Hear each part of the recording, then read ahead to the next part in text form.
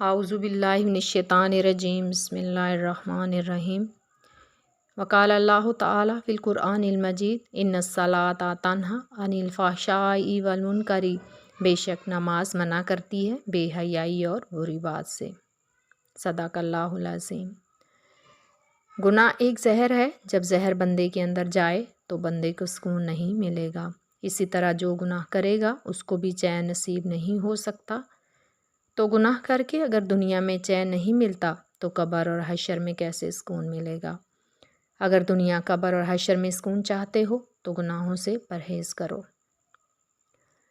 گناہوں سے بچنے کا بہترین نسخہ جو اللہ عز و جل نے قرآن مجید میں ارشاد فرمایا کہ نماز بے حیائی اور برے کاموں سے روکتی ہے۔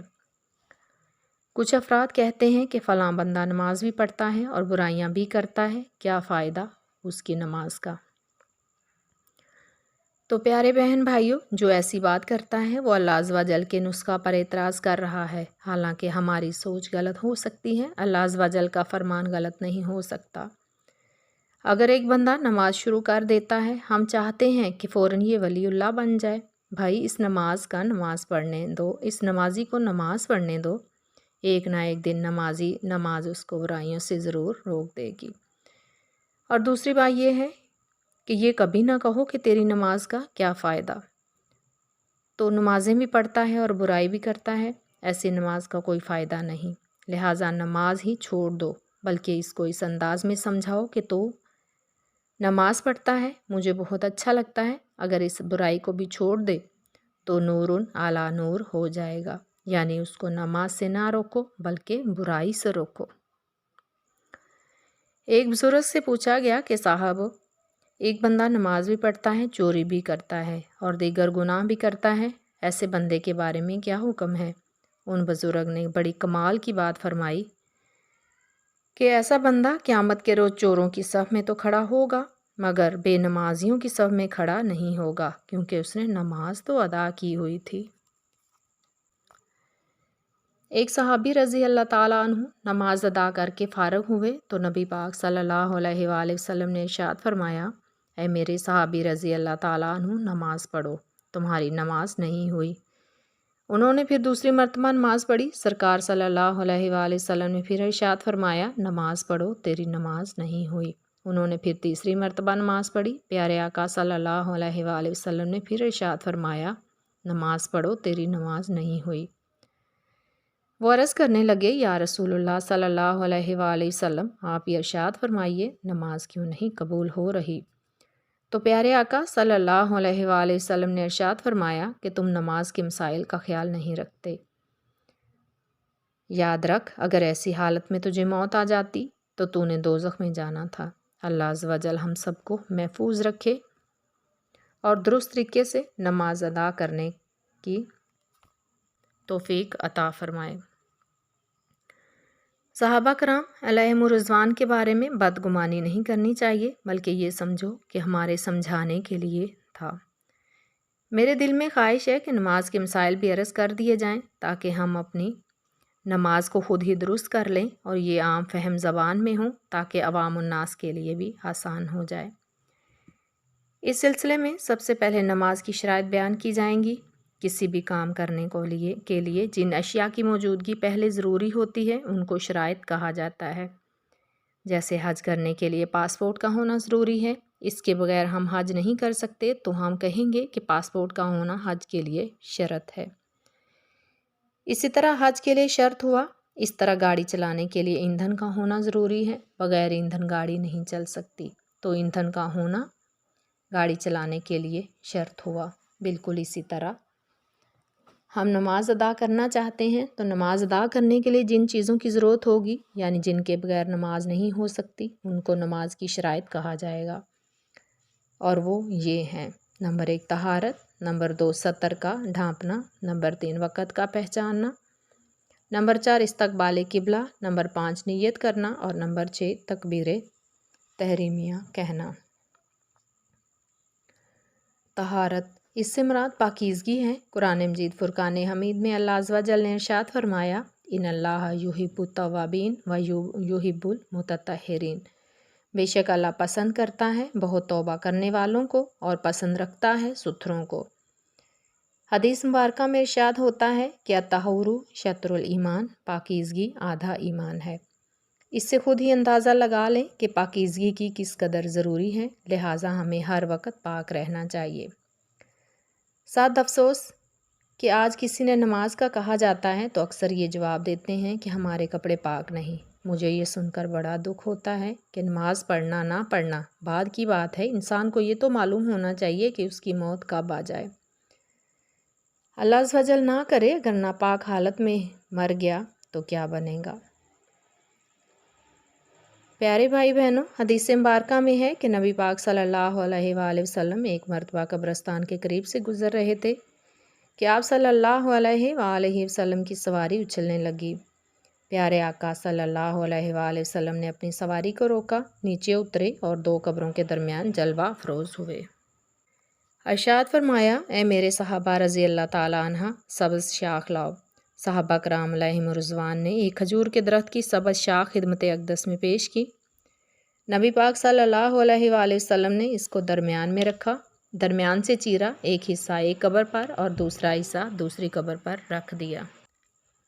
صحابہ کرام علیہم رضوان عرض کرنے لگے، یا رسول اللہ صلی اللہ علیہ وآلہ وسلم، یہاں رکھنے میں کیا حکمت تھی؟ تو پیارے آقا صلی اللہ علیہ وآلہ وسلم نے ارشاد فرمایا کہ ان دو قبر والوں پر عذاب ہو رہا تھا، جس کو دیکھ کر میری سواری سے برداشت نہیں ہو رہا تھا، اس لیے اچھلنا شروع کر دیا۔ میں نے ان قبروں پر سبز شاخ رکھ دی ہے، جتنی دیر تک یہ سرسبز رہیں گی اللہ عز و جل کی حمد و ثنا بیان کرتی رہیں گی، ان کی حمد و ثنا سے قبر والوں کے عذاب میں کمی ہوتی رہے گی۔ لہٰذا قبروں اور مزارات پر پھول ڈالنا یہ بدعت نہیں بلکہ سنت سے ثابت ہے کہ جتنی دیر سرسبز رہیں گے اللہ عز و جل کی حمد و ثنا بیان کریں گے۔ ان کے حمد و ثنا سے اگر گناہگار ہے تو عذاب میں کمی ہوگی، اور اگر نیک ہیں تو ان کے درجات بلند ہوں گے۔ دوسرا فائدہ یہ ہے کہ ان سے خوشبو آئے گی۔ اگر سبز شاخ کی حمد و ثنا سے قبر والے کو فائدہ ہوتا ہے تو انسان کی حمد و ثنا سے قبر والوں کو فائدہ کیوں نہیں ہوتا؟ صحابہ کرام علیہم رضوان عرض کرنے لگے، یا رسول اللہ صلی اللہ علیہ وآلہ وسلم، ان قبر والوں پر عذاب کس وجہ سے ہو رہا تھا؟ تو نبی پاک صلی اللہ علیہ وآلہ وسلم نے ارشاد فرمایا، معمولی باتوں کی وجہ سے۔ ایک تو اپنی زبان کی حفاظت نہیں کرتا تھا، یعنی غیبت چغلی وغیرہ سے باز نہیں آتا تھا، جبکہ دوسرا شخص پیشاب کے چھینٹوں سے نہیں بچا کرتا تھا۔ اس حدیث مبارکہ سے معلوم ہوا کہ قبر کے عذاب سے بچنے کے لیے جسم کو پاک رکھنا کتنا ضروری ہے، جبکہ حدیث مبارکہ میں ہے کہ قبر آخرت کی منزلوں میں سے ایک منزل ہے، جو اس میں کامیاب ہو گیا اس کی آخرت کی منزلیں آسان کر دی جائیں گی۔ غسل کے فرائض 3 ہیں۔ نمبر 1 کلی کرنا، نمبر 2 ناک میں پانی چڑھانا سخت ہڈی تک، اور نمبر 3 پورے بدن پر پانی بہانا۔ فرائض اس لیے پہلے بیان کر دیے گئے ہیں کہ اگر وقت کم ہو یا پانی کی قلت ہو تو کم از کم یہ 3 فرائض پورے کر دیے جائیں، اور اس کے بغیر بندہ پاک نہیں ہو سکے گا۔ اگر سنت رہ جائے گی تو سنت ادا کرنے سے انوار و تجلیات جو حاصل ہوں گی اس سے محروم رہے گا۔ بہرحال فرائض ادا کرنے سے بندہ پاک ہو جائے گا۔ اس کی ایک مثال اور عرض کرتی ہوں کہ جیسے بندے کو بھوک لگتی ہے تو خالی روٹی کھانے سے پیٹ تو بھر جائے گا مگر مزہ نہیں آئے گا، اگر سالن ساتھ ہو تو پیٹ بھی بھر جائے گا اور مزہ بھی آئے گا۔ اسی طرح خالی فرائض ادا کرنے سے پاک تو ہو جائے گا مگر سنت کا مزہ نہیں آئے گا۔ کلی کرنا، اس سے مراد یہ ہے کہ منہ میں پانی لیا اور منہ کے تمام حصوں بلکہ زبان کے نیچے اور اوپر، دانتوں کی کھڑکیاں اور حلق تک پانی پہنچانا ضروری ہے۔ اس سے مراد ہے کہ منہ بھر کے کلی کرنا، اگر روزہ نہ ہو تو گرگرا بھی کریں۔ ناک میں پانی چڑھانا، بعض افراد ناک میں پانی اس طرح چڑھاتے ہیں کہ ناک کا صرف اگلا حصہ تر ہوتا ہے، پانی ناک میں داخل نہیں کرتے۔ اسی طرح فرض ادا نہیں ہوگا بلکہ ناک کے اندر پانی اس طرح داخل کیا جائے کہ اس کا اندرونی حصہ تر ہو جائے اور سخت ہڈی تک پانی پہنچ جائے۔ اگر آسانی سے ممکن نہ ہو تو پانی چلو میں لے کر تھوڑا سا کھینچیے، یعنی سانس کے ذریعے پانی اوپر کی طرف کھینچیں، اتنا نہ کھینچے کہ غوطہ آ جائے، احتیاط ضروری ہے۔ پورے بدن پر پانی بہانا، ظاہر بدن پر اس طرح پانی بہایا جائے کہ ایک بال کے برابر بھی جگہ خشک نہ رہے۔ مثلاً بغلوں کے اندر جسم پر جو سلوٹیں ہیں ان کو کھول کر اگر عورت کے پستان لٹکے ہوئے ہیں تو ان کو اٹھا کر ان کے نیچے پانی بہایا جائے۔ اسی طرح اگر بیٹھ کر نہا رہا ہے تو تمام جوڑوں مثلاً پاؤں کو سیدھا کر کے ان پر پانی بہایا جائے۔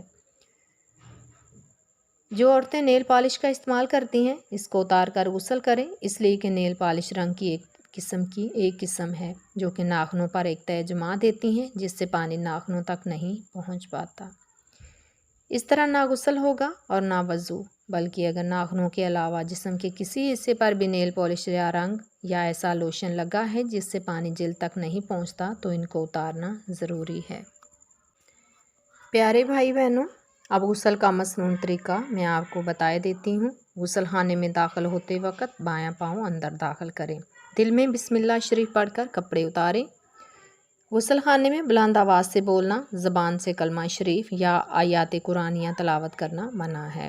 افضل یہ ہے کہ ناف سے لے کر گھٹنوں تک کوئی کپڑا باندھ لیں، خصوصی طور پر جہاں بے پردگی ہو رہی ہو، اور اگر غسل خانہ با پردہ ہے تو برہنہ نہانے سے غسل ہو جائے گا۔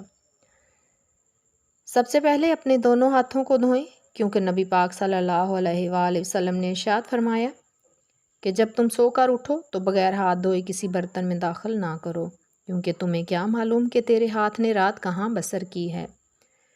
اس کے بعد جسم پر جہاں جہاں نجاست لگی ہو اس کو دھوئیں، عموماً ناف سے نیچے والا حصہ دھویا جاتا ہے، پھر مکمل وضو کریں۔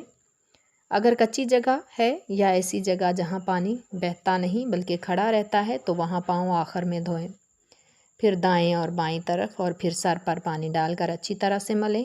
اسی طرح پانی بہائیں کہ بظاہر جسم پر ایک بال برابر بھی جگہ خشک نہ رہ جائے۔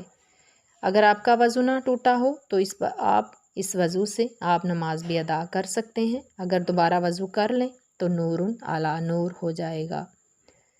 بعض افراد سمجھتے ہیں کہ ننگا ہونے سے وضو ٹوٹ جاتا ہے، حالانکہ ایسا ہرگز نہیں ہوتا۔